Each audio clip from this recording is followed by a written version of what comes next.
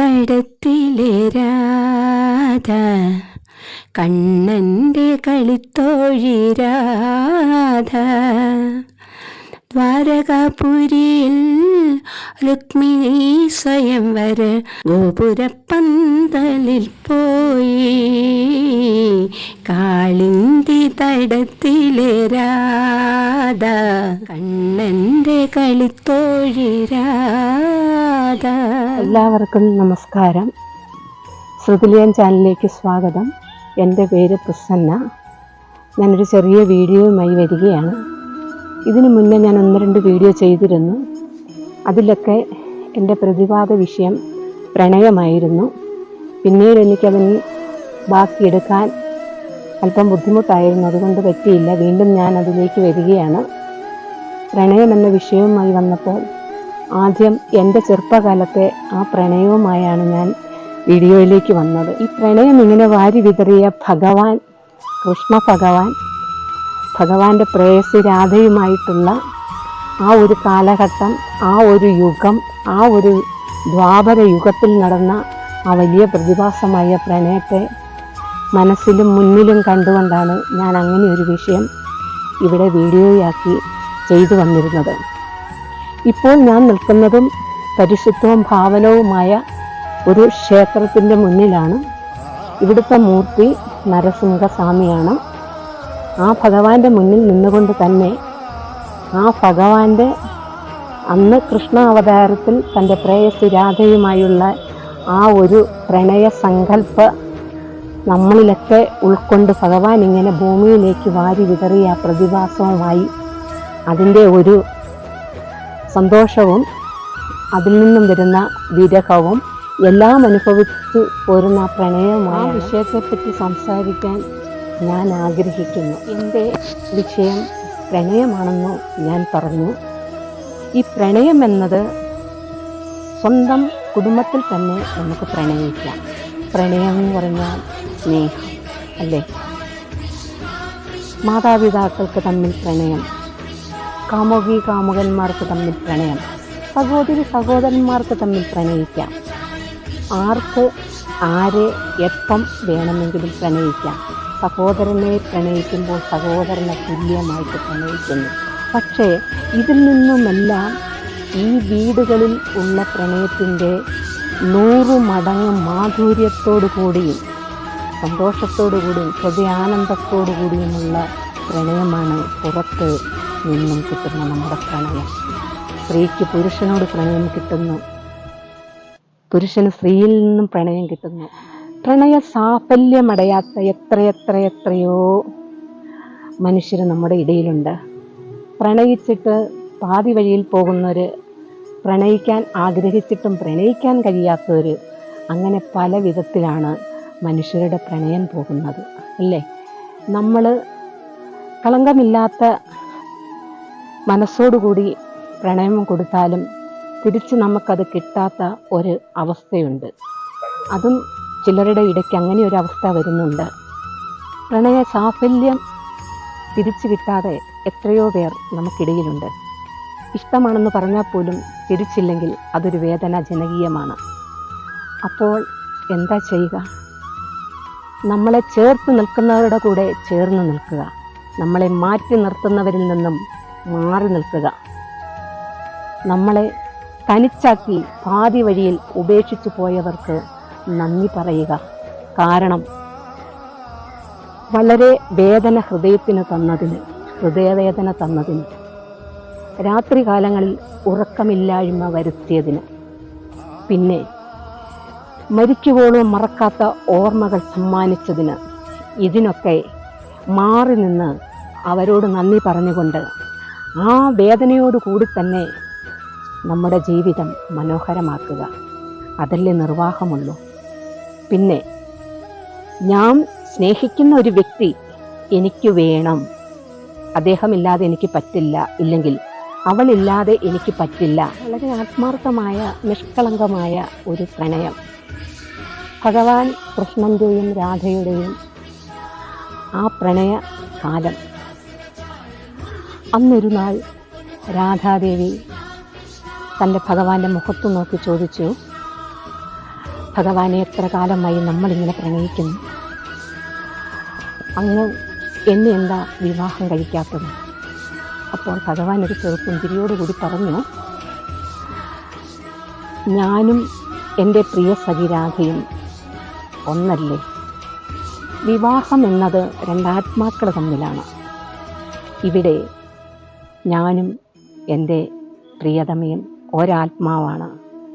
നമുക്ക് വിവാഹം വേണോ എന്നാണ് ചോദിച്ചത്. അത് ഒരു മഹത്തായ പ്രണയ സന്ദേശമല്ലേ? അതുപോലെ പ്രണയിക്കുന്നവരും നമ്മൾക്കിടയിലുണ്ടാവും. എന്നാലും നമ്മൾ പ്രണയിക്കുന്നയാൾ നമ്മളെ തിരിച്ച് പ്രണയിക്കാതെ നമ്മളെ പ്രണയിച്ചുകൊണ്ടൊരാൾ നമ്മുടെ പുറകിലൂടെ വരുന്നുണ്ടെങ്കിൽ അവരെയല്ലേ നമ്മൾ സ്വീകരിക്കേണ്ടത്? അല്ലാണ്ട് മുന്നേ പോയവർക്ക് പുറകെ ഓടിയിട്ട് എന്താ കാര്യം? പക്ഷേ അതിനും ഇവിടെ ഒരു ഉത്തമ ഉദാഹരണം കിടക്കുന്നു. അതായത് നമുക്കിനി ഇഷ്ടമുള്ള ഒരാളെ പ്രണയിക്കണമെങ്കിൽ തിരിച്ചിങ്ങോട്ടില്ല എന്ന് വെച്ചു, അതിനൊരു ഉപാധിയുണ്ട്.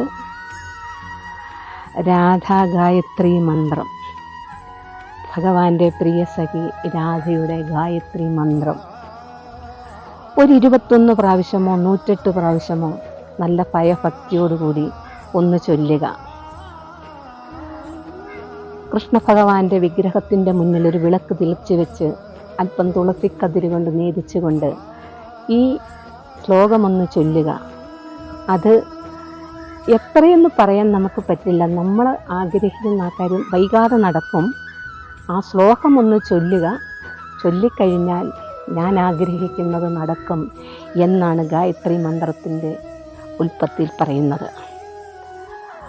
ആ മന്ത്രം ഇങ്ങനെയാണ്: ഓം വൃഷഭാനുജായേ വിദ്മഹേ കൃഷ്ണപ്രിയയായ ധീമഹി തന്നു രാധ പ്രചോദയാത്.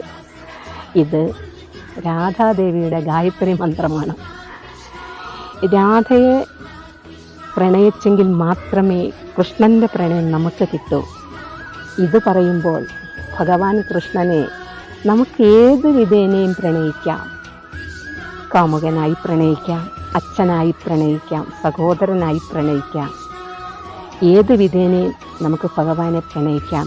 ഇത് ഞാൻ പറയുന്നതല്ല, ബ്രഹ്മശ്രീകളായ ആചാര്യന്മാരുടെ പ്രസംഗങ്ങളിലൂടെ ഞാൻ കേട്ടിട്ടുള്ള കാര്യമാണ്. ഭഗവാനോട് നമുക്ക് സംസാരിക്കാം. അല്പനേരം ഭഗവാൻ ഒന്ന് വിട്ടുകൊടുക്ക്, ഭഗവാൻ ഇങ്ങോട്ട് സംസാരിക്കും. ഹൃദയം ശുദ്ധമാക്കി ഭഗവാന്റെ മുന്നിലിരുന്നാൽ ഭഗവാൻ നമ്മളോട് ഇങ്ങോട്ട് സംസാരിക്കും. അത്രയ്ക്ക് വലിയ ആ ഒരു നാഥൻ്റെ മുന്നിൽ നിന്നുകൊണ്ടാണ് ഞാൻ ഇത്രയും കാര്യം നിങ്ങളോട് സംസാരിച്ചത്. ഈ ലോകനാഥനായ സാക്ഷാൽ മഹാവിഷ്ണു ഭഗവാന്റെ വിഷ്ണു സഹസ്രനാമത്തിൽ പറയുന്ന ഒരു ശ്ലോകം ഞാനിവിടെ ഓർത്തു പറയുകയാണ്. ഗബസ്തി നേമി സത്വസ്ഥ സിംഹഭൂത മഹേശ്വര.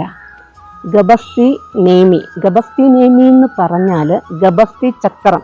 ഗബസ്തി ചക്രം എന്ന് പറഞ്ഞാൽ സൂര്യൻ്റെ നടുവിലുള്ള ആ വൃത്താകൃതിനെയാണ് ഗബസ്തി നേമി എന്ന് പറയുന്നത്. ഭഗവാന്റെ മുഖമാകുന്നു, ഭഗവാന്റെ ആത്മാവാകുന്നു ആ ഗബസ്തി നേമിക്ക് ഉള്ളിൽ സ്ഥിതി ചെയ്യുന്നത്.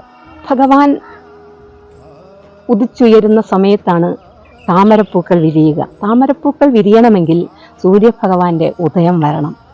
അവിടെയും ആ താമരകൾ പ്രണയത്തോടു കൂടി വിരിയുന്നത് ഭഗവാന്റെ മുഖം കാണുമ്പോഴാണ്, അല്ലെങ്കിൽ ഭഗവാന്റെ ആത്മാവ് വരുമ്പോഴാണ്.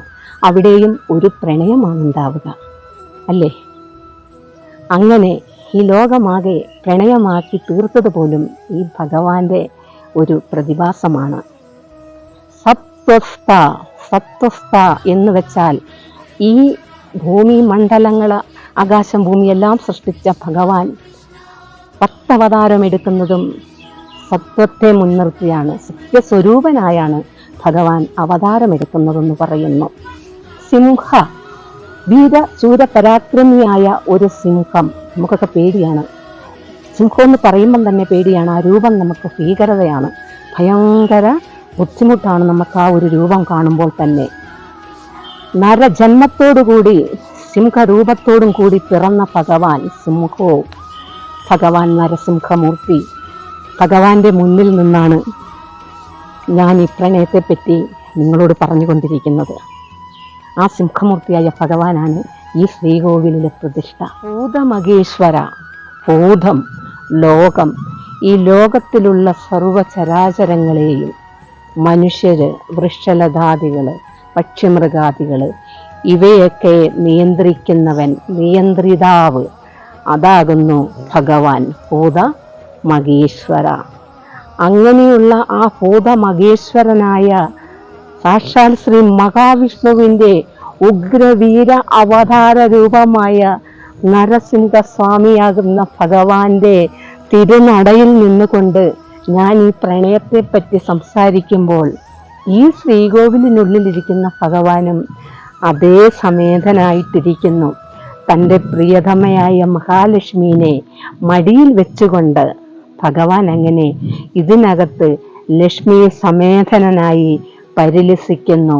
അവിടെയും ഭഗവാൻ ലോകർക്ക് കാട്ടിക്കൊടുക്കുന്നു പ്രണയത്തിൻ്റെ ആ ഒരു മഹിമ, ആ മഹത്വം എല്ലാം കാണിച്ചിരിക്കുന്ന ഈ ഭഗവാന്റെ തിരുനടയിൽ നിന്നുകൊണ്ട് ഞാൻ ഈ പ്രണയത്തെപ്പറ്റി ഇങ്ങനെ സംസാരിച്ച് ഇവിടെ നിർത്തുകയാണ്. അടുത്ത ഒരു വീഡിയോയുമായി ഞാൻ വരുന്നവരെ എല്ലാവർക്കും നന്ദി, നമസ്കാരം.